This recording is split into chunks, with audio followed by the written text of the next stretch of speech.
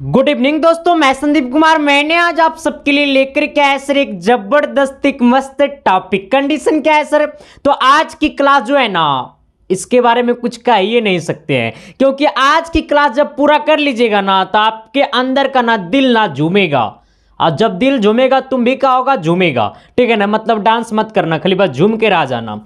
लेकिन आज की क्लास जो है ना सर, वो आपको दर्द देगा। पता है क्या देगा? दर्द देगा। कहां पे वो बताएंगे नहीं।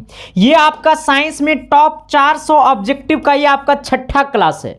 और जो मैंने वादा किया सर, आप सबसे प्रोमिस मैंने किया, और ये प्रोमिस को कभी तोड़ नहीं सकते हैं सर।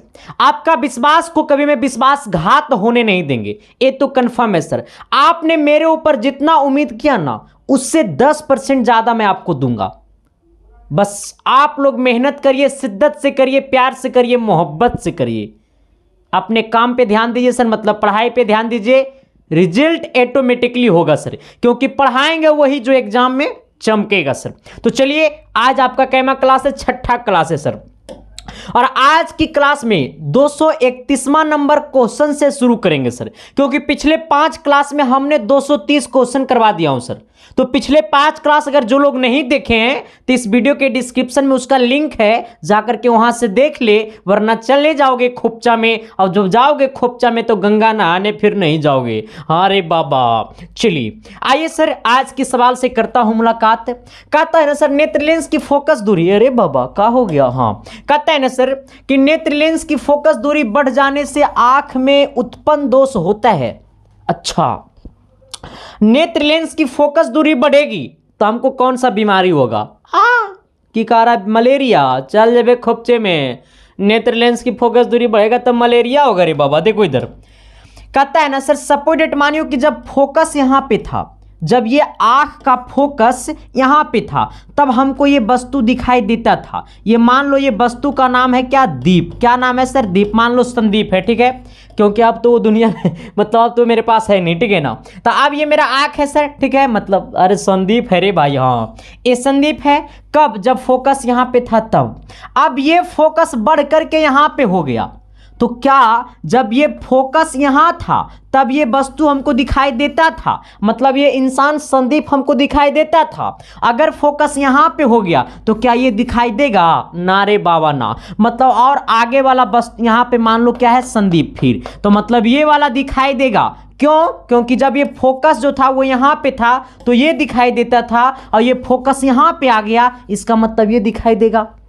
यानी कहने का सेंस है कि जब लेंस की फोकस दूरी बढ़ जाएगी, इसका मतलब दूर की वस्तु दिखाई देगा और पास की वस्तु दिखाई नहीं देगा। लेंस की फोकस दूरी जब बढ़ जाएगी तो दूर की वस्तु दिखाई देगा, लेकिन पास की वस्तु दिखाई नहीं देगा। और जब दूर की वस्तु दिखाई देगा और पास की वस्तु दिखाई नहीं देगा तो उस इंसान के आंख में दीर्घ दृष्टि दोष होगा, यानी कि दूर दृष्टि दोष होगा। अब सोचो सर, निकट दृष्टि दोष में क्या होता है? तो निकट दृष्टि दोष में होता है ना कि निकट की वस्तु दिखाई देता है, लेकिन दूर की दिखाई नहीं देता है। लेकिन यहां पे तो फोकस बढ़ गया तो दूर के वस्तु दिखाई देगा, लेकिन पास की वस्तु दिखाई नहीं देगा सर। तो ये हमारा दीर्घ दृष्टि दोष होगा। ऑप्शन नंबर क्या? बी। चलिए अगला सवाल क्या कहता है, थोड़ी सी गौर करिएगा। कहता है लघु पथन के समय परिपथ में विद्युत धारा का मान।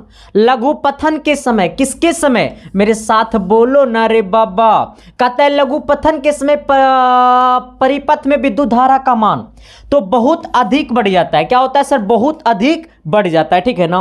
तो लघु पथन के समय परिपथ में, किसमें? परिपथ में विद्युत धारा का मान बहुत अधिक बढ़ जाता है। चलिए सवाल नंबर अगला की तरफ बढ़ते हैं सर, कि बचपन का प्यार मेरा भूल नहीं जाना रे, और जैसा मेरा प्यार है जान तुझे किया हूं आना। कहता है सर यदि बिलियन का पीएच मान 13 है, इसका अर्थ है कि वह है। अरे बाबा, ये तो सवाल बड़ा कंडीशन वाला हो गया रे। ये सवाल में तो वो फंस जाएंगे। हाँ, शेयर कर दो ना उनके पास, वो फंस जाएंगे। देखो सर, मैंने क्या बोला है कि यदि किसी बिलियन का पीएच मान 13 है। अब सोच लेना, अगर बिलियन का पीएच मान 13 है तो जो अम्ल का जो पीएच मान होता है वो होता है 7 से कम आ जाना, और उदासीन का जो विलयन का जो पीएच मान होता है वो होता है 7 के बराबर, 7 के बराबर। और क्षारीय का जो पीएच मान होता है वो होता है 7 से अधिक, 7 से अधिक और 14 से कम। अब सोचो इसका पीएच मान 13 है, अगर पीएच मान सोचो इस प्रकार से होता है टेबल, ठीक है। यहां पे मान लो 0 है, यहां पे मान लो 7 है, यहां पे मान लो 14 है। तो अब सोचो यहां पे आना, जल्दी देखना रे बाबा, पढ़ो ऐसा कि जिंदगी भर याद रहे। हाँ अब देखो ये 7 है, फिर 8 होगा, फिर 9 होगा, फिर 10 होगा, फिर 11 होगा, फिर 12 होगा, फिर 13 होगा। देखो तो 8 से 11 तक, 8 से 11 तक अगर सवाल में बोल दे 8 से 11 तक का जो पीएच मान होता है वो होता है दुर्बल पीएच मान। 8 से 11 तक जो होता है सर वो होता है क्या, दुर्बल पीएच मान, सॉरी दुर्बल क्षार होता है। क्या होता है, दुर्बल क्षार होता है, ठीक है। दुर्बल क्षारीय बोलो या दुर्बल क्षार बोलो, बात बराबर है, ठीक है। अब सोचना अगर पीएच मान 8 से 11 तक रहेगा, कभी 8 बोल दे चाहे 9 बोल दे, क्यों, क्योंकि 7 से जब ऊपर जाता है ना सर तो क्षारीय का लक्षण होता है, तो 8 से यहां तक क्षारीय का लक्षण होता है, क्षारीय होता है। जब जैसे ये आगे बढ़ता है ना तो पीएच वैल्यू बढ़ता है, जब पीएच वैल्यू बढ़ता है तो पीएच की मतलब शक्ति बढ़ता है, पीएच बढ़ता है, जब क्षारीय गुण बढ़ता है, जब ये पीएच वैल्यू बढ़ता है तो क्षारीय गुण बढ़ता है, जब क्षारीय गुण बढ़ता है तो 8 से 11 तक जो होता है वो दुर्बल क्षार होता है। कैसा क्षार होता है, दुर्बल क्षार होता है। लेकिन 11 से जो ऊपर होता है उसे हम लोग बोलते हैं परवल क्षार। क्या बोलते हैं सर, ये परवल क्षार। तो क्या मैंने जो बोला वो चमका ना जी, अरे एस या नो तब बोलिए ना जी, सवाल क्लियर हुआ ना जी। तो ये कॉन्सेप्ट बा आपको कोई पढ़ाईबो करेगा जी, ना रे बाबा ना कोई पढ़ाएगा। हाँ देखो अभी YouTube पे ट्रेंडिंग में चल रहा है सर, मैं किसी टीचर को दोष नहीं दूंगा सर, क्योंकि मेरे खून में सर ऐसा नहीं है। जो भी पढ़ा रहा है सर शिद्दत से पढ़ा रहा है, मेहनत से पढ़ा रहा है, आपके भलाई के लिए पढ़ा रहा है। मेरा कहने का मतलब है सर कि मैं A और B और C और D नहीं टिक कराएंगे, जिंदगी में नहीं कराएंगे सर। कराएंगे तो एकदम आएंगे तो देर से आएंगे लेकिन दुरुस्ती आएंगे। हाँ इसी प्रकार से है सर, अगर यहां से पूछा है कि पीएच मान 13 है, अगर यही पीएच मान 12 कर देगा तब तुम क्या करेगा सर जी, पीएच मान 13 के जगह कर देगा 12 तो चल जाएंगे घारा, ककर घारा, तो हम अपन घारा चल जाएंगे लौट के, खाली पर, बिना मंजिल पाए हुए, बिना सपना पाए हुए, सब कुछ खो देंगे। तो पढ़ाई किस लिए करते हो रे बाबा, विजेता होने के लिए ना, मम्मी पापा की सपना को पूरा करने के लिए ना, तो शिद्दत से पढ़ना पड़ेगा ना रे बाबा। कहेगा गुरुजी आज के बाद पढ़ेंगे। हाँ आ जाओ, मेरा कहने का सेंस था ना कि अगर आपको पीएच मान 13 के जगह बोल देगा 12 और 13 में होगा फेरा और चल जेबे 12 में घारा, ठीक है ना। तो अगर बोलेगा 13 तो मारेंगे परवल क्षार, अगर बोलेगा 12 तो भी मारेंगे परवल क्षार, अगर बोलेगा 8 से 11 तक में तो बोलेंगे दुर्बल क्षार, ठीक है सर। अब इधर आ जाना, बोला पीएच मान 13 तो परवल किस में है, ये परवल अम्लीय है। अब सोचो रे बाबा, अम्ल का तो पीएच मान होता है 7 से कम, लेकिन ये है 7 से ज्यादा, तो होगा क्षारीय गुण। तो हमारा क्या हो जाएगा सर, ये परवल भीष्म, यानी यहाँ पे भीष्म की क्षारीय भी यहाँ पे लिखा जाता है, ठीक है ना। तो बस सिर्फ इससे पकड़ना है, ठीक है सर। तो यहाँ पे क्षार अम्लीय नहीं होगा तो सबको पता है, ये छीन नहीं होगा सर सबको पता है, ये अम्लीय छीन नहीं होगा सबको पता है, ठीक है ना। तो ऑप्शन नंबर क्या होगा सर, ये आपका डी होगा, इसको नोट कर लेना, ठीक है। चलिए अगला क्वेश्चन, अगला कहता है साधारण ताप पर फास्फोरस का अणुसूत्र क्या होता है। जैसी बोलेगा साधारण ताप, क्या बोलेगा साधारण ताप, तो हम लोग चले जाएंगे कहां पे सर, गंगा नहाने। हाँ P4 होगा, ठीक है। चलिए अगला सवाल, अगला सवाल कहता है ना कि तेरी आंखों में मेरा चेहरा दिखता है, आ जाना। कहता है अक्रिय तत्व कौन है, अक्रिय तत्व नोबल गैस, अक्रिय तत्व नोबल गैस, अक्रिय तत्व नोबल गैस। हाँ अब आना, जैसे बोलेगा अक्रिय तत्व मार देना एकदम सर हिला करके हीलियम, क्या मारना सर, ही से हीलियम, ही से हिलाकर। हाँ तो जैसे बोलेगा अक्रिय तत्व तो ही से हीलियम, ही से हिलाकर। हाँ क्या मारना है सर, हीलियम, ठीक है ना। चलिए अगला सवाल, अगला सवाल क्या कहता है, थोड़ी सी गौर करना। कहता है एल्किन श्रेणी के यौगिकों का समान सूत्र क्या होता है। देखो सबसे पहले सुन लेना, जैसे बोलेगा एल्कीन, देखो ये तीनों चीज बोलबे करेगा आपको, बोलेगा एल्कीन, चाहे बोलेगा आपको एल्केन, क्या बोलेगा सर ये एल्केन, चाहे आपको बोलेगा एल्काइन, यही 3 बोलेगा, ठीक है रे बाबा। जैसे बोलेगा एल्केन, देखो इसको इंग्लिश में हम लिख देते हैं, ठीक है। एल्केन बोलेगा तो ALKAN, एल्किन बोलेगा सर तो KEN ही होता है, ठीक है ना। अगर एल्केन बोलेगा तो ALKAN ही होता है, ठीक है। अगर एल्काइन बोलेगा तो ALKN ही होता है, ठीक है। अब सोच लेना, जैसे बोलेगा एल्किन तो फार्मूला इसका बनेगा CnH2n बनेगा। मैंने क्या बोला, एक बार मेरे साथ बोलना, नहीं बोलेगा शादियों नहीं होगा, बोलो ना रे। हाँ, बोलेगा एल्किन मारेंगे CnH2n, ये जनरल फार्मूला होता है, समान सूत्र होता है। बोलेगा एल्किन मारेंगे CnH2n, बोलेगा एल्किन, क्या बोलेगा एल्किन, जैसे बोलेगा एल्किन तो मारेंगे CnH2n+2, जैसे ये +2 है, ठीक है ना। ये क्या है सर, ये +2 है। जैसे बोलेगा एल्काइन, क्या बोलेगा रे एल्काइन, क्या बोलेगा रे एल्काइन, बोलेगा एल्काइन, एल्काइन बोलेगा तो मारेंगे CnH2n-2, क्या बोलेगा सर CnH2n-2। अब बोलेगा इसमें कैसा बॉन्ड बनता है, मतलब एक अबंध होता है, 2 अबंध होता है, 3 अबंध होता है, हिंदी में ऐसे बोलेगा, ठीक है ना। तो एल्किन के साथ जिसमें रहेगा ENE और जिसमें रहेगा फॉर्मूला ये, मतलब एल्किन, एल्किन रहेगा तो इसमें डबल बॉन्ड बनता है, ठीक है। कार्बन और कार्बन के साथ डबल बॉन्ड बनता है, एल्केन के साथ सिंगल बॉन्ड बनता है, एल्काइन के साथ ट्रिपल बॉन्ड बनता है। यहां पे बोला है एल्किन, अब बोलेगा एल्किन तो मारेंगे CnH2n, बोलता क्या एल्केन तो मारते ये फार्मूला, बोलता क्या ये देखो CnH2n, ये अगर ये यहां पे देखो गलत लिखता है, यहां पे 2 नीचे होगा, CnH2n-2, अगर ये बोलता तो मारते एल्काइन, और ये बोलता चल जाते खोपचा में, सर ये अगला फार्मूला का है, ठीक है।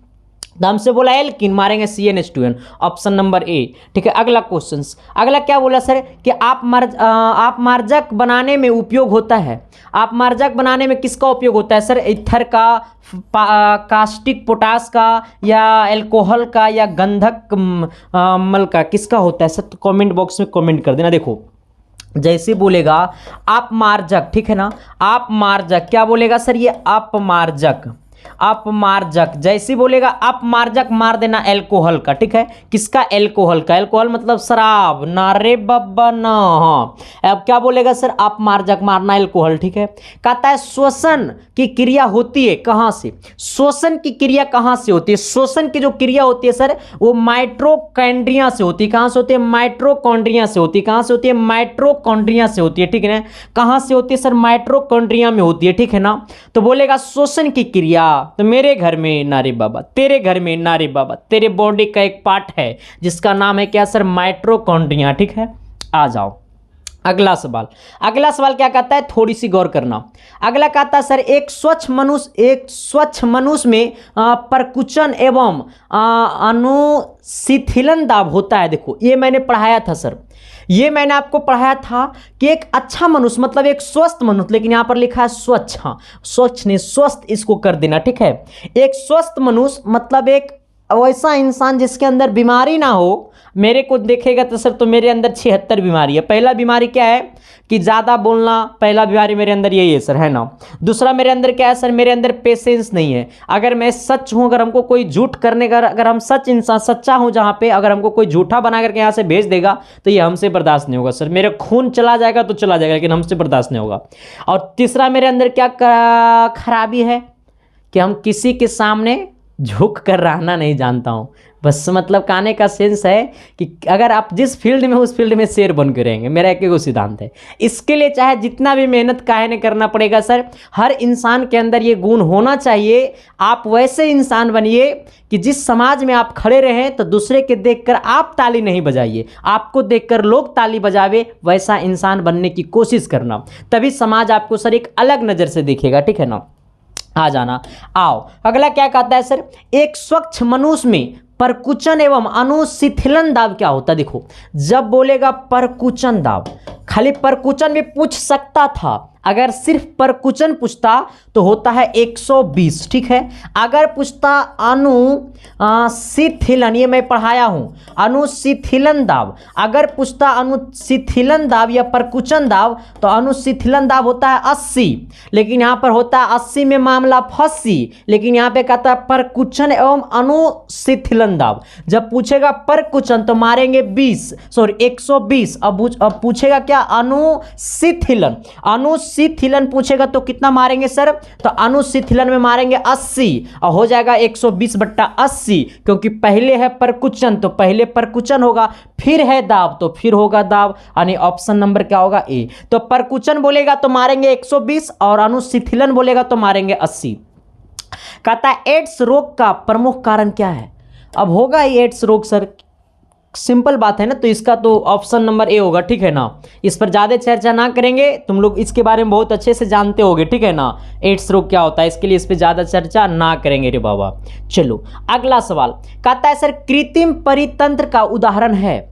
कृत्रिम परितंत्र, तो कृत्रिम परितंत्र जो होता है सर वो वन और तालाब नहीं होता है, झील और तालाब नहीं होता है, ये बगीचा और खेत होता है, ठीक है ना। तो पूछेगा कृत्रिम परितंत्र का उदाहरण, तो क्या होगा बगीचा और खेत, क्योंकि सर देखो वन तालाब दोनों का कोई संबंध नहीं, झील तालाब कोई संबंध नहीं है, सभी सही है, नहीं गलत बात है सर, ये आपका होगा बगीचा और खेत। क्या होगा बगीचा और खेत। चलिए अगला सवाल, अगला कहता है ना सर वे पदार्थ जो जैविक पराक्रम द्वारा अपघटित हो जाते हैं वो कहलाते हैं क्या रे बाबा। सर हमको पेट में दर्द हो गया, काहे रे, ऐसा ऐसा क्वेश्चन देखेंगे तो दर्द ना होगा तो क्या होगा सर जी।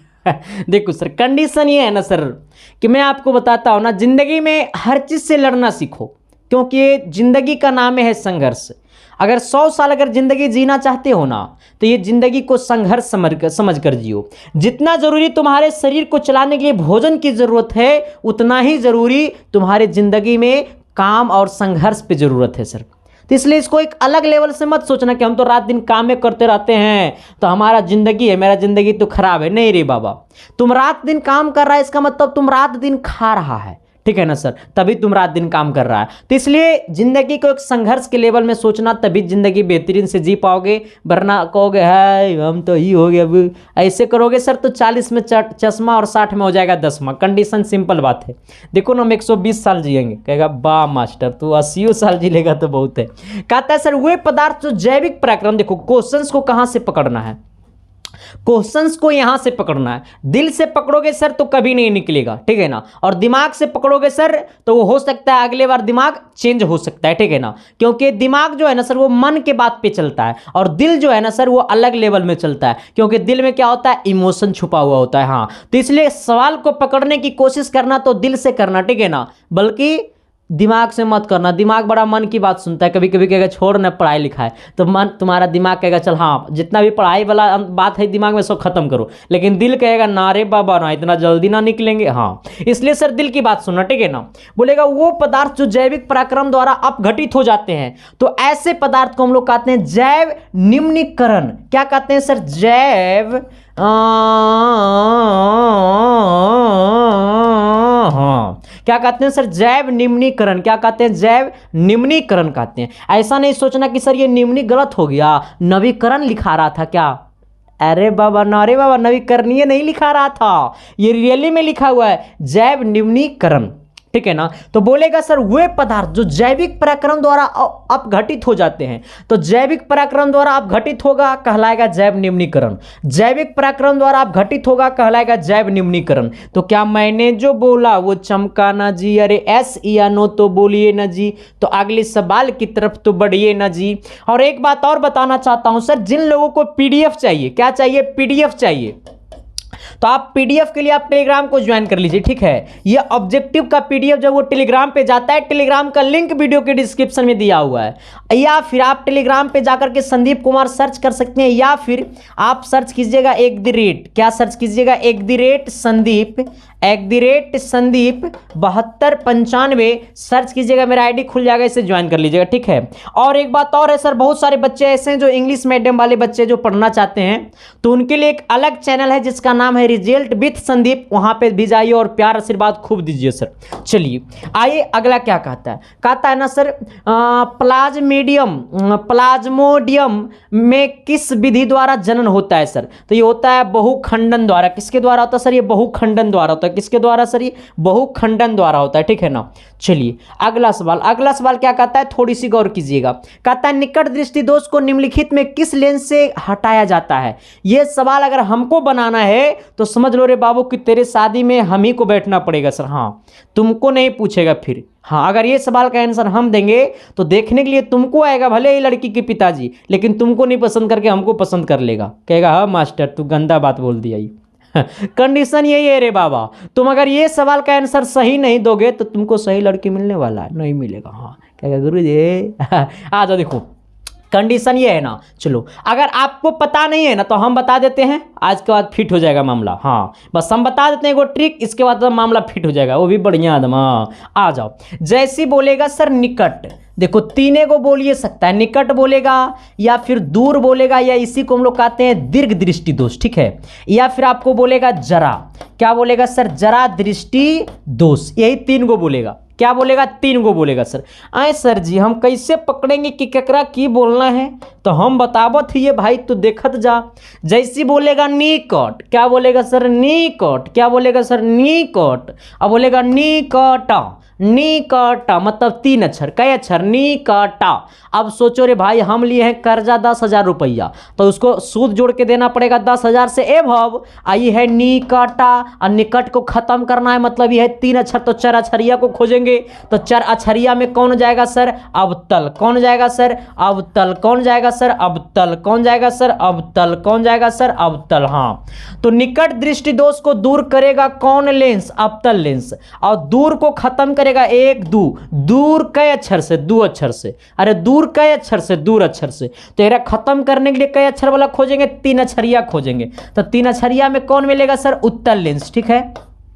यानी कहने का सेंस है कि जिस इंसान के आंख में दूर दृष्टि दोष होता है उसको उत्तल लेंस से खत्म किया जाता है। अब तू लोग कमेंट बॉक्स में करना चालू कर दिया होगा कि मास्टर बतौरा कौन दोष हो तो हमारा दूसरा दोष है रे बाबा। हाँ आ जाओ, कहता है जरा दृष्टि दोष, जरा दृष्टि को दोष को खत्म किया जाता है बाईफोकल लेंस से। किससे सर, ये बाईफोकल लेंस, बाईफोकल लेंस। कहेगा सर ये जरा दृष्टि दोष क्या है, तो जरा दृष्टि दोष कोई अलग दोष नहीं है, वैसे इंसान, वैसे इंसान, वैसे इंसान, वैसे इंसान, वैसे इंसान जिसको ना तो दूर की वस्तु दिखाई देगा ना तो पास की वस्तु दिखाई देगा, उसी को होगा जरा दृष्टि दोष। और जरा दृष्टि दोष जो होता है सर वो बाईफोकल लेंस से खत्म किया जाता है। तो यहाँ पे पूछा है सर निकट दृष्टि दोष को खत्म करेंगे उत्तल से, ना रे बाबा अवतल से, सही बात है। चलिए अगला सवाल, अगला सवाल क्या कहता है, थोड़ी सी गौर कीजिएगा।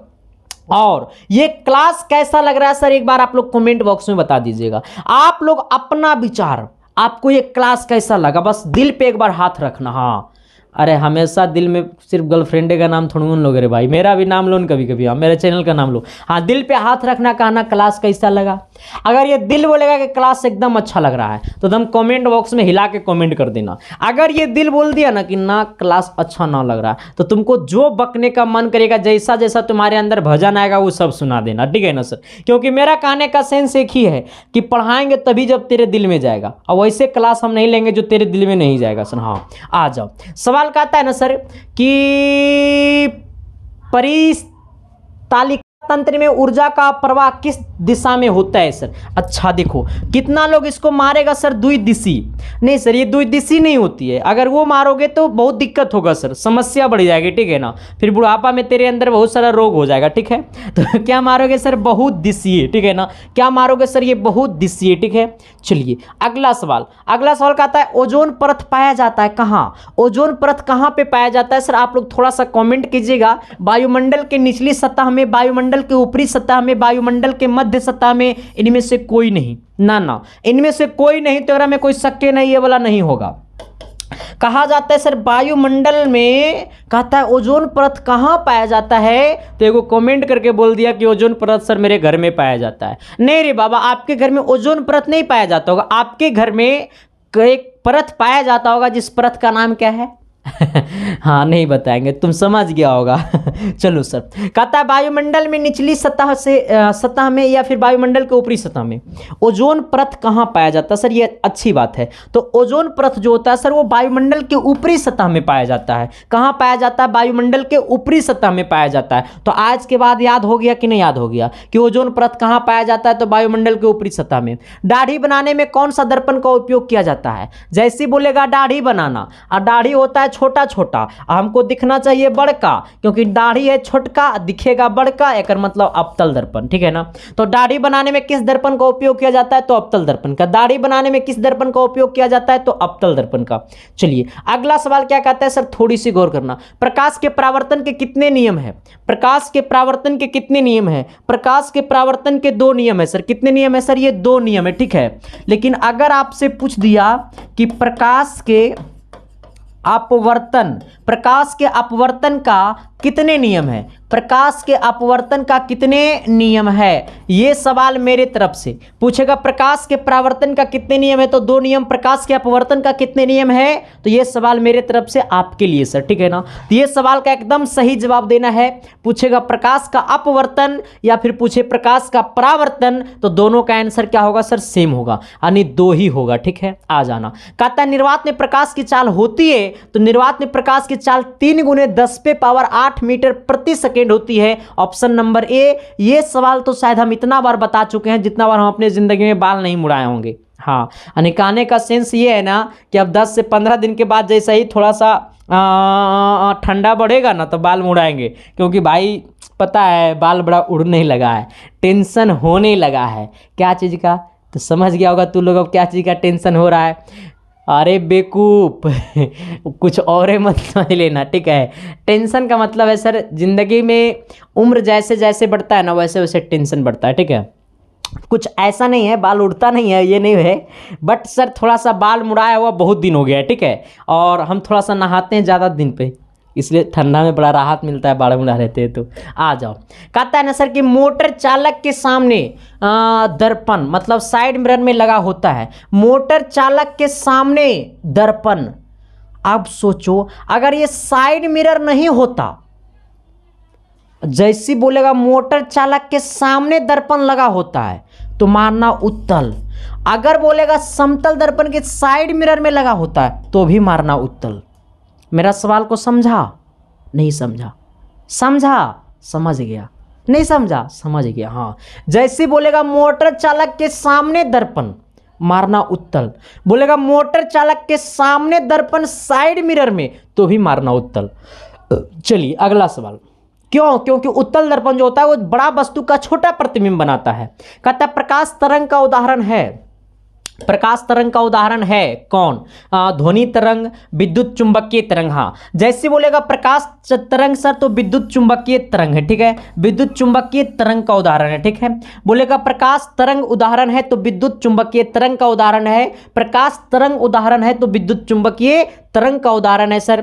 मैंने आज की क्लास में एकदम सवाल को फोड़ेंगे सर और गर्दा छोड़ा के फोड़ेंगे। हाँ, कहता है क्या सर कि निम्नलिखित में कौन उत्तल दर्पण की फोकस दूरी है? अच्छा, हमें उत्तल दर्पण की फोकस दूरी को बताना है, उत्तल दर्पण की एफ को बताना है, जहां पे वक्रता त्रिज्या पता है। तो ये सवाल कौन कौन पढ़ाएगा हमको? उत्तल दर्पण की जो वक्रता त्रिज्या होता है सर वो +32 होता है। क्यों दिया हुआ है 32? क्योंकि उत्तल दर्पण में जो वक्रता केंद्र की दूरी होती है वो आपका पॉजिटिव होता है, मतलब प्लस होता है, और फोकस दूरी भी क्या होता है? प्लस होता है उत्तल दर्पण में। तो उत्तल दर्पण की वक्रता त्रिज्या कितना हो गया? 32। आपसे पूछेगा फोकस, तो फोकस जो होता है सर वो वक्रता त्रिज्या का आधा होता है, मतलब ये हो जाएगा +16। अब +16 कहाँ जाएगा रे? तो खोपचा में जाएगा, ऑप्शन नंबर सी में जाएगा, मतलब गंगा नहाने जाएगा। समझ में आ रहा है नूरे मोहतरमा? हाँ, कहता है सर समतल दर्पण में वक्रता त्रिज्या R। चलो कमेंट करो इसका, इसका जो कमेंट कर देगा ना सही कमेंट, उसको पक्का अपना साली को नीलाम कर देंगे तेरे नाम का। हाँ देखो सर, मैं सर कुछ कुछ बातें ऐसे कर देता हूं जो नहीं करनी चाहिए, लेकिन क्या करोगे सर, आपकी खुशी के लिए सर, आपकी पढ़ाई के लिए सर। क्योंकि देखो ऐसे बात बोल देते हैं तो आपके अंदर में जितना कचरा होगा ना वो 1 सेकंड के लिए सब खत्म हो जाएगा, फिर हम नया नया आपके अंदर डालेंगे एकदम तगड़ा तगड़ा चीज़ सब डालेंगे नया नया, फिर थोड़ा बहुत एंटी वायरस उसमें जाएगा, फिर हम एंटी वायरस डाल देंगे। ठीक है ना सर, मतलब कहने का सेंस है ना सर कि मेरा एक एक शब्द रहता है कि पढ़ाऊंगा वैसा मैथ साइंस की तेरे अंदर में दौड़ेगा सर। हाँ, तो यही कहता है सर समतल दर्पण में वक्रता त्रिज्या क्या होगा। और लड़ाना तो दूर की बात है सर, वो तो इसका खैर कहने नहीं है। कहता है समतल दर्पण में वक्रता त्रिज्या, तो समतल दर्पण में वक्रता त्रिज्या जो होता है सर वो अनंत होता है। क्यों? क्योंकि समतल दर्पण जो होता है वो वस्तु का समान आकार का प्रतिबिंब बनाता है। ठीक है ना, मतलब जितना बड़ा वस्तु उतना ही बड़ा प्रतिबिंब जो होता है वो समतल दर्पण में बनता है। ठीक है, जो हम लोग घर में इस्तेमाल करते हैं, जो हम लोग घर में जो इस्तेमाल करते हैं दर्पण, उस दर्पण का नाम है समतल दर्पण। तो अगर आपसे बोलेगा समतल दर्पण में वक्रता त्रिज्या, तो क्या मारना? अनंत मारना। क्या मारना सर? अनंत मारना। ये सवाल एक्चुअली पूछने वाला है। ठीक है, यानी सब सवाल पूछने वाला है। कहता है सर क्या कि समतल दर्पण की रेखीय आवर्धन होता है। रेखीय आवर्धन क्या होता है समतल दर्पण में? तो समतल दर्पण में जो रेखीय आवर्धन होता है वो m बराबर 1 होता है। क्या होता है सर? m बराबर 1 होता है। क्यों? क्योंकि बोलो सर, बोलो क्यों? तो क्योंकि जो समतल दर्पण में होता है वो वस्तु की दूरी जो होता है सर वो प्रतिबिंब की दूरी का क्या होता है? बराबर होता है। हाँ, समतल दर्पण जो होता है सर वो प्रतिबिंब की दूरी जो होता है वो वस्तु की दूरी का बराबर होता है। अब सोच लो रे सर, दोनों बराबरे है तो m बराबर होता है v बट्टा u। हाँ, m बराबर v बट्टा u, और ये दोनों बराबर है, इसका मतलब m बराबर क्या हो जाएगा? मान लो दोनों 1 1 है। अच्छा, v बट्टा u मतलब u काट दो, आंसर आ जाएगा 1। तो इसलिए सर ये m बराबर कितना होता है? 1 होता है। कितना हो गया? ऑप्शन नंबर ए। चलिए ऑप्शन नंबर सी कितना हो गया सर? सी नंबर। ठीक है, चलिए अगला सवाल कहता है ना सर कि जब CO2 गैस की पानी में घोला जाता है तो विलयन का पीएच मान होता है। देखो, जब देखो सर ये CO2 गैस है, ठीक है, ये CO2 गैस है। क्या है सर? CO2 गैस है, यानी कार्बन डाइऑक्साइड ये गैस है। ठीक है सर, अब ये CO2 गैस को हम लोग पानी में घोल देंगे, पानी में घोर देंगे। अब ये CO2 को हम पानी में घोर दिए, अब पानी बोले रे बाबा तो हम लोग जल में घोल दिए, और जल बोले तो रे बाबा H2O में हम लोग घोल दिए। ठीक है, अब ये CO2 को H2O में घोल दिए तो ये अपने आप में बनेगा अम्ल। क्या बनेगा रे बाबा? अम्ल बनेगा। क्या बनेगा रे बाबा? अम्ल बनेगा। और जब अम्ल बनेगा रे बिड़ू भाई मोहतरमा, तो क्या हो जाएगा? इसका पीएच मान 7 से कम हो जाएगा। मैंने क्या बोला? मैंने बोला सर कि ये CO2 को जब पानी में घोलते हैं तो ये अम्ल बनता है, और जो अम्ल का पीएच मान होता है वो 7 से क्या होता है? कम होता है। यानी ऑप्शन नंबर क्या हो जाएगा? सी नंबर होगा। मैंने क्या बोला आपको? मैंने बोला सर, बड़ा शिद्दत से बोला, प्यार से बोला, मोहब्बत से बोला मेरे यारो कि तेरी आंखों में मेरा चेहरा दिखता है। आ जाओ, मैंने बोला ना सर कि जब CO2 को हम जल में घोलते हैं तो हमारा अम्ल बनता है, और जो हमारा अम्ल का जो पीएच मान होता है वो 7 से कम होता है। वो हम नहीं जानते हैं सर, वो हमारा पूर्वजे पढ़ते आया है। ठीक है, आ जाना। कहता है वो कौन सी गैस उत्सर्जित होगी? अच्छा, वो कौन सी गैस उत्सर्जित होगी जब धातुएं जल के साथ अभिक्रिया करेगी? अच्छा देखो, जब धातु जो है सर, धातु जब जल के साथ अभिक्रिया करेगा तो कौन सी गैस उत्सर्जित होगा? ऑक्सीजन होगा, कार्बन डाइऑक्साइड होगा, हाइड्रोजन होगा, नाइट्रोजन होगा। तो सुन लो मेरा बात को, प्यार से सुनना, मोहब्बत से सुनना, तब कुछ होगा, वरना ऐसे वैसे सुनोगे ना तो वैसे वैसे सुनोगे और वैसे वैसे दिमाग से निकलेगा। अब बोर्ड एग्जाम देकर क्या होगा? तो कहोगे हे दैया हमने तो लुट गया रे, हमने तो मिट गया रे, ऐसी करोगे। हाँ, इसलिए कहते हैं शिद्दत से पढ़ लो, प्यार से पढ़ लो, मोहब्बत से पढ़ लो। हाँ, जहाँ इन्हें उन्हें के चक्कर में रहोगे ना तो बोर्ड एग्जाम दे के आओगे तो इन्हें उन्हें के चक्कर में रहोगे कि हमको लगता है फेल होंगे, नहीं हम पास हो जाएंगे। फिर कहोगे ना हमको लगता है संस्कृति में फेल हो जाएंगे, फिर को ना लग रहा है मैथवे में फेल हो जाएगा। तो एग्जाम दे के आओगे ना तो ऐसी करोगे, और एग्जाम बढ़िया जाएगा ना तो तुम 3 महीना खूब घूमना, खूबे घूमना, एकदम हुमच के घूमना, जन्ने न जाके उन्हें चल जाना। और जब तुम अच्छा नंबर ले लाओगे ना तो तुम्हारे मम्मी पापा भी तुमको घूमने के लिए 1000 रुपया की जगह 2000 दे देगा कि ना मेरा बेटा बहुत अच्छा नंबर लाया सर। हाँ, माँ बाप का सर ऊंचा हो जाएगा आपको देख करके सर, क्योंकि माँ बाप आपके ऊपर पूरे निर्भर होता है सर, एक बच्चे के ऊपर निर्भर होता है, क्योंकि माँ बाप का जो सहारा होता है सर एक बच्चे होता है। अब बच्चे नालायक निकल जाएगा तो माँ बाप क्या होगा? 20 साल उम्र घटिए न जाएगा रे भाई। तो इसलिए सर प्यार करो माँ बाप से बहुत ज़्यादा सर, और माँ बाप की सपना को साकार करने के लिए सर खुद को दांव पे लगा दो तो वो भी कम पड़ जाएगा। ठीक है ना, क्योंकि तुम्हारे अंदर जो भी पार्ट है ना सर वो माँ बाप का दिया हुआ है सर, तो उसके लिए तो कुछ भी कर देना है। ये ज़िंदगी में इसके लिए तो कुछ भी कर देना है सर, जब तक सांस चलेगा तब तक उसके नाम है पूरी जिंदगी, ठीक है ना।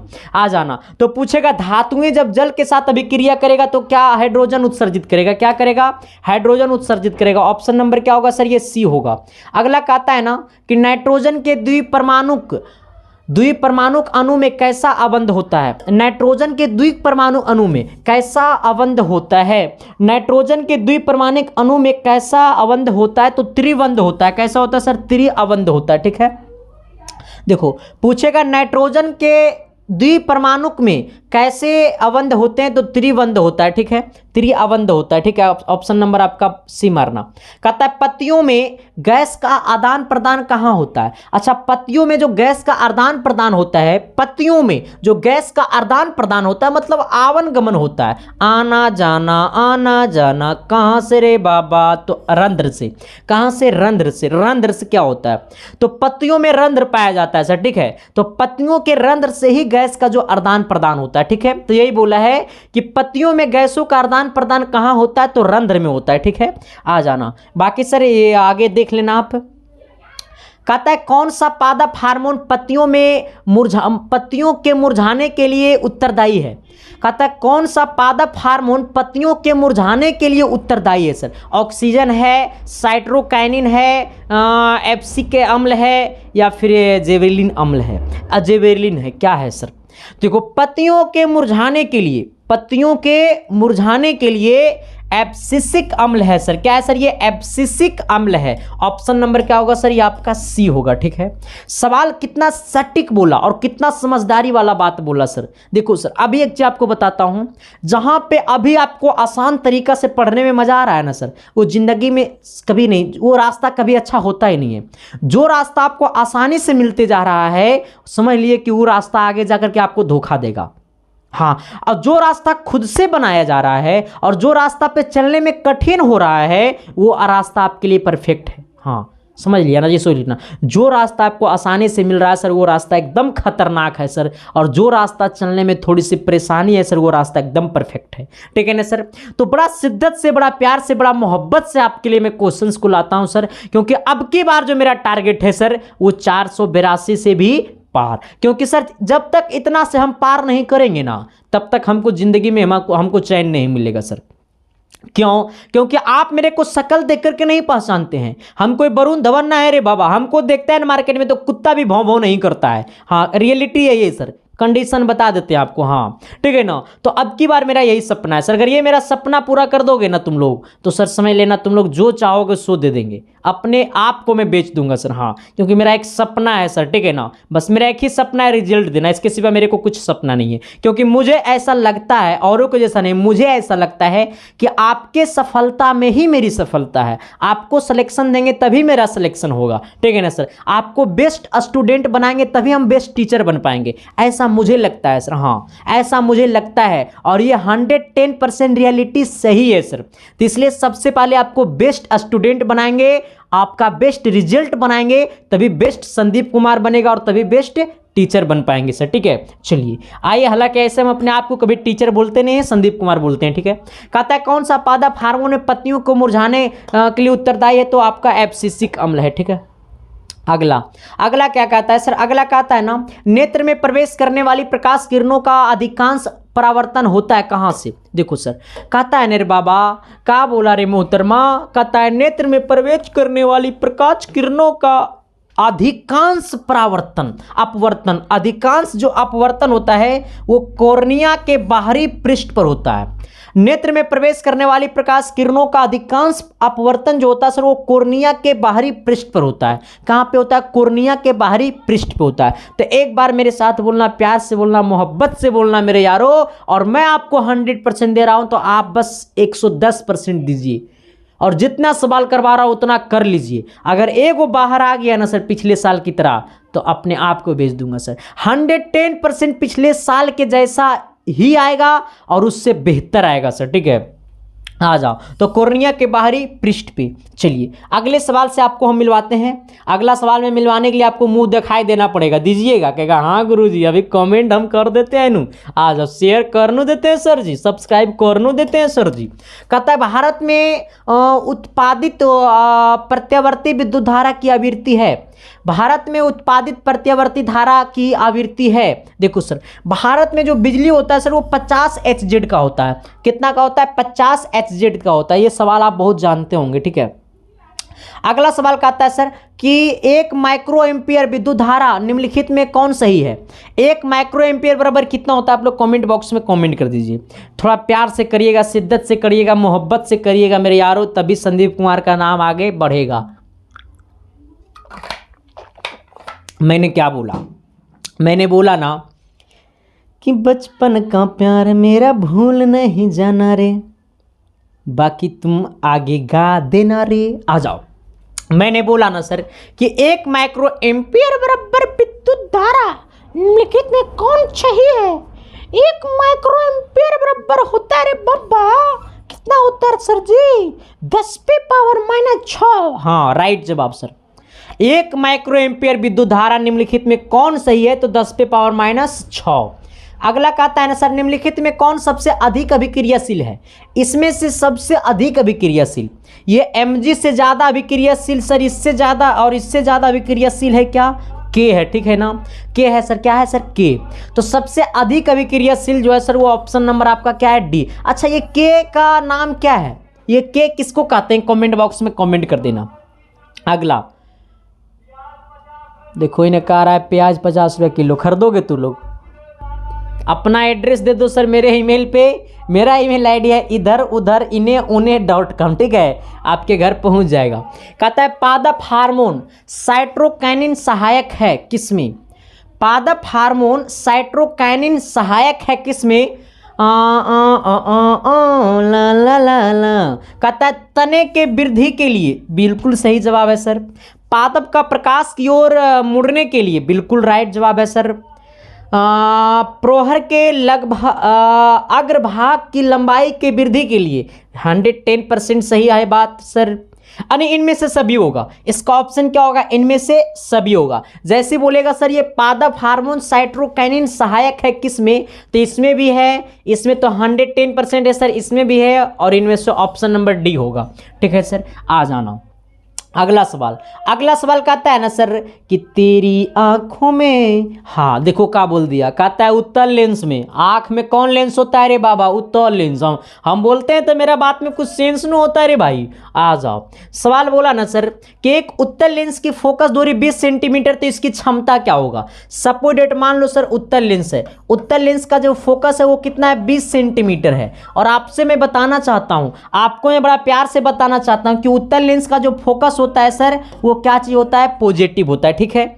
हमसे पूछा है लेंस की क्षमता, तो क्षमता को हम लोग P से डिनोट करते हैं, तो P बराबर होता है 1/F, और जहां पे F एनी टाइम घुंघटा में होनी चाहिए, मतलब मीटर में होनी चाहिए, ठीक है ना। अगर F मीटर में है तभी ये फार्मूला संभव है, वरना ये फार्मूला जाएगा खोपचा में, ठीक है। आ जाना। तो हम लोग का फार्मूला क्या होता है? F बराबर क्या होता है सर? P बराबर होता है 1/F। खरीदोगे? आ जाओ। कहता है सर P बराबर कितना होता है? 1/F। तुम लोग तो मैसेज कर भी करता है ना। आ जाओ। कहता है P बराबर 1/F। अच्छा F कितना दिया हुआ? 20 सेंटीमीटर है, लेकिन हमारा F हमेशा मीटर में होनी चाहिए, तो ये 20 सेंटीमीटर को मीटर में बदलो, तो 20 में 100 से भाग दे दो रे बाबा, ये ऑटोमेटिकली क्या चीज में बदल जाएगा? मीटर में बदल जाएगा। किस में बदल जाएगा? मीटर में बदल जाएगा। तो 20×25 100 यानी 1/5, यानी F का मान कितना हो गया? 1/5। अगर इसको मीटर में बदलेंगे तो यानी P बराबर 1/F। F की जगह कितना लिखेंगे? 1/5। ये 5 नीचे है, प्लस बट्टा में ऊपर जाएगा गुना में, तो हो जाएगा 5। 5/1, एक नीचे लिखा नहीं जाता इसलिए 5 डायोप्टर, ठीक है। मेरा बात समझा कि नहीं समझा? नहीं समझा। देखो F बराबर 20 सेंटीमीटर है ना, उसको मीटर में बदलो तो हो जाएगा 20/100। अब 20/100 करेंगे सर तो ये 5 बार में कटेगा, यानी 1/5 मीटर हो जाएगा। हमें लेंस की क्षमता बराबर होता है 1/F। P बराबर 1/F, जहाँ पे F हमेशा मीटर में होनी चाहिए। अब ये सबका देखो ये मीटर में होनी चाहिए, तो ये 1/ और F का मान है 1/5, ये 5 जाएगा ऊपर में तो हो जाएगा 5 डायोप्टर। तो P बराबर कितना हो जाएगा सर? ये 5 डायोप्टर। और उत्तल लेंस की जो क्षमता होती है वो पॉजिटिव होती है, और सॉरी उत्तल लेंस की क्षमता पॉजिटिव होती है और अवतल लेंस की क्षमता नेगेटिव होती है, इसलिए इसका answer 5 diopter option number C होगा। चलिए अगला सवाल सर, अगला सवाल क्या कहता है? थोड़ी सी गौर करना। अगला सवाल कहता है ना सर कि C6H6 का आणविक द्रव्यमान होता है C6 और H6 का आणविक द्रव्यमान क्या होगा? देखो ये C6 और H6 का आणविक द्रव्यमान, तो कार्बन कितना नंबर पे आता है? कार्बन आता है 6 नंबर पे। कार्बन का परमाणु संख्या 6 है, लेकिन कार्बन का परमाणु द्रव्यमान कितना है? 12। तो ये हो जाएगा 12।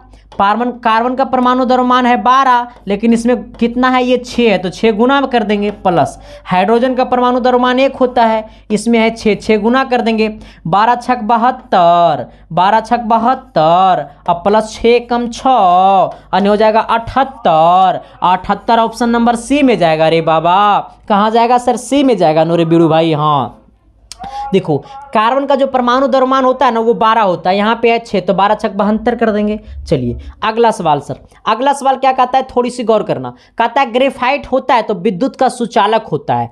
आ जाना। अगला कहता है सर ग्रेफाइट होता है विद्युत का सुचालक होता है। कहता है 1 पिकोमीटर बराबर होता है 10 पे पावर माइनस 12 मीटर। 1 पिकोमीटर बराबर होता है 10 पे power minus 12 metre. Option number A होगा। चलिए अगला सवाल कहता है सर निम्नलिखित में कौन उपयोग खाना बनाने के लिए किया जाता है? तो हम लोग खाना बनाने के लिए उपयोग करते हैं लिक्विड पेट्रोलियम गैस, ठीक है, एलपीजी। फिर हम लोग बायोगैस का उपयोग करते हैं खाना बनाने में, कोयला का उपयोग करते हैं खाना बनाने में। यानी हमसे पूछा कि निम्नलिखित में किसका उपयोग खाना बनाने में, खाना बनाने वाले ईंधन में नहीं होता है।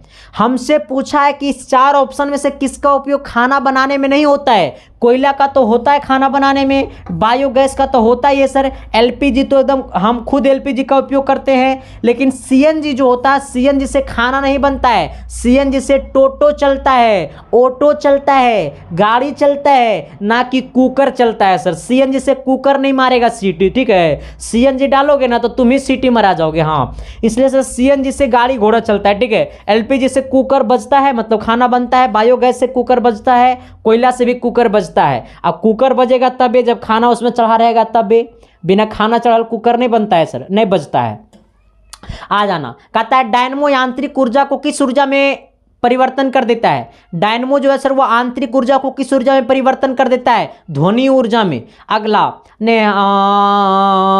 अगला कहता है COOH अभिक्रियाशील मूलक को क्या कहते हैं?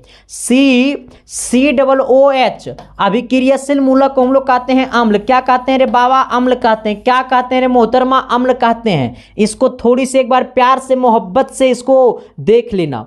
अगला कहता है ना सर कि खड़िया का रासायनिक सूत्र क्या होता है? खड़िया का रासायनिक सूत्र होता है CaCO3 होता है। ऑप्शन नंबर सी होता है रे बाबा। अगला में क्या कहता है सर? घरों में विद्युत से दुर्घटना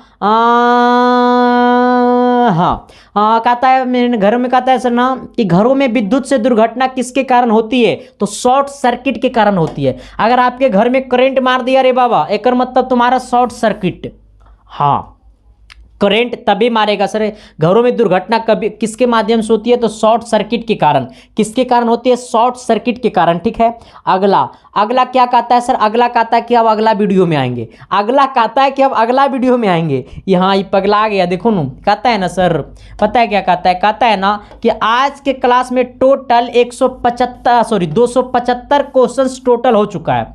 टोटल एक क्लास से 6 क्लास मिलाकर के टोटल 275 क्वेश्चंस हो चुका है, ठीक है ना। और 7वां क्लास को देखने के लिए जो भी लोग चैनल पे नए हैं तो चैनल को सब्सक्राइब कर देना और बेल आइकन को प्रेस करके दोस्तों को शेयर कर देना। लेकिन एक बार तो जरूर मैं आपसे पूछूंगा सर कि ये क्लास कैसा लगा। बस मैं आपसे इतना ही कहता हूं सर, आपका कॉमेंट जब पढ़ता हूं ना सर तो दिल गदगद हो जाता है। आपका कॉमेंट जब पढ़ लेता हूं तो मुझे लगता है कि मेरी जिंदगी में किसी लड़की की जरूरत नहीं है सर। मेरे जिंदगी में अगर किसी का जरूरत है तो बस वो आप सबकी प्यार की जरूरत है सर, ठीक है ना। तो बस ऐसा ही संदीप कुमार से मोहब्बत करते रहना मेरे यारों, और आपके लिए मैं पूरी जिंदगी बेच दूंगा सर, आपके लिए, ठीक है ना। आपके लिए मैं अपनी खून की कतरा तक बेच दूंगा, बट आपका सिलेक्शन होना चाहिए टॉपर की लिस्ट में, ठीक है ना सर। तो थैंक यू, लव यू, मिलते हैं आप सबके बीच अगली क्लास में। तब तक के लिए बाय। देखते रहना इसके science classes sir. Thank you, love you.